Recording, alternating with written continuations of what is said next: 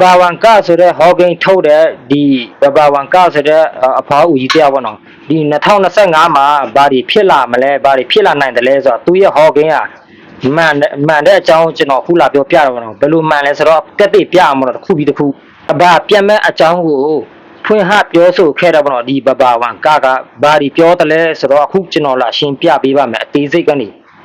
ဒီဘာဝန်ကကတော့ဘေးဒီနက်ခတ်မဲ့မမြင်အဖွားဦးကြီးတရားပေါ့နော်သူရဲ့အမည်နာမည်ကတော့ Nostradamus ပေါ့နော်။ပြီးတော့ဒီကဘာပြက်မဲ့အကြောင်းတွေဒီလူမျိုးသုံးမဲ့အကြောင်းအရာတွေသူကဟောကိန်းထုတ်တယ်ပေါ့နော်။သူရဲ့ဟောကိန်းဟာတကယ်ကိုမှန်လို့အခုလူမျိုးနာမည်ပြန်ကြီးလာတော့ပေါ့ဒီမင်းငလင်ကအစပါတာပေါ့နော်။သူရဲ့ဟောကိန်းထုတ်တယ်ဘယ်လိုမျိုးဖြစ်တယ်လဲဆိုတော့သူဟောတာပေါ့နော်ဒီ2025မှာကဘာပြက်ဖို့စတင်နေပြီပေါ့နော်ဒီ2025မှာ2025ကနေစပြီးတော့ကဘာပစ္စည်းဖို့စတင်နေတယ်အဲ့စတင်မဲ့အကြောင်းတွေကဘာတွေလဲဆိုတော့ယူရိုကစစ်ပွဲတွေကစန္ဒတွေကွဲပြားမှုဖြစ်လာမှာပေါ့နော်နံပါတ်1ပေါ့နော်နံပါတ်2ကတော့လူသားမျိုးနွယ်တွေရော့ကျလာမှာပေါ့နော်အဲ့ဒီစစ်ပွဲအကြောင်းပေါ့နော်အဲ့လိုမျိုးဒီယူရိုဘက်ကစစ်ပွဲအကြောင်းပေါ့နော်နံပါတ်2ဒီ2025မှာတဘာဝဘေးကတ်တွေကြုံလာရမှာပေါ့နော်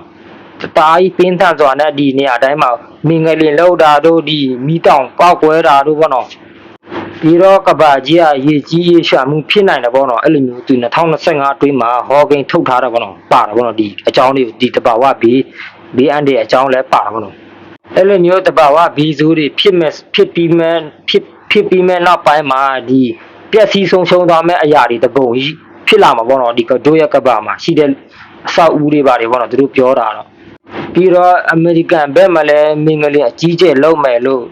ပါတာပေါ့နော်အဲ့ဒီစကလုံးတွေသူတို့ပြောကြတာတော့ဒီဟောကိန်းကိုဒီဟောကိန်းထဲမှာပါတာပေါ့နော်ပြောဆိုကြတာပြီးတော့ဒီနောက်ဆုံးဒီ3လပိုင်း2025မှာ28ရက်နေ့မှာဒိုမြန်မာနိုင်ငံမှာငလျင်လဲတစ်ခါလုပ်သေးတာပေါ့နော်ဒီ2025အတွင်းမှာဆိုပိုဒီယူရိုဘက်မှာဒီအမေရိကန်ပေါ့နော်အမေရိကန်ဘက်မှာမင်္ဂလင်လောက်ဖို့ရှိတယ်ဆိုပြီးတော့ဒီဘာဝန်ကဟောကြားတဲ့ထဲမှာပါတာပေါ့နော်အဲ့လိုမျိုးအမေရိကန်မှာဆိုအကြီးကျယ်ဖြစ်မဲ့လူတွေကိုဒီမင်္ဂလင်လောက်တဲ့နေရာမှာလူတွေတော်တော်များ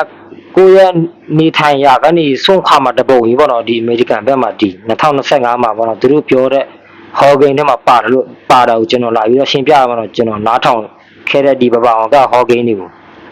ပြီးတော့လူသားတွေကဒီစွမ်းအင်တစ်ခုကိုစွမ်းအင်အတစ်တစ်ခုကိုပြန်တွေးလာမှာတော့တွေးလာပြီးတော့အဲ့ဒီစွမ်းအင်ကိုနီးပညာနဲ့ပေါင်းဆက်ပြီးတော့သူတို့ technology တွေပို့တော့ကြီးမားလာအောင်ပို့ပြီးတော့ဒီကြီးမားလာအောင်သူတို့ထွင်စမ်းတက်မှာပေါ့နော်စမ်းတက်လို့အောင်မြင်မှာပေါ့နော်အောင်မြင်လာဖို့ရှိတယ်ပေါ့နော်ဒီထဲမှာပါတယ်ပြီးတော့ဒီကဘာပြင်ကတခြားသောဂျူကရှိတဲ့ဒီဂျူသားလို့ခေါ်တော့မှာဒါမှမဟုတ်ရင်တတဝါပေါ့နော်အဲ့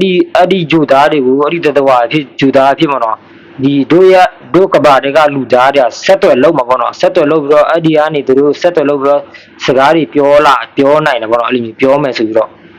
ဒီဘာဝန်ကဟောတဲ့ထဲမှာဒီ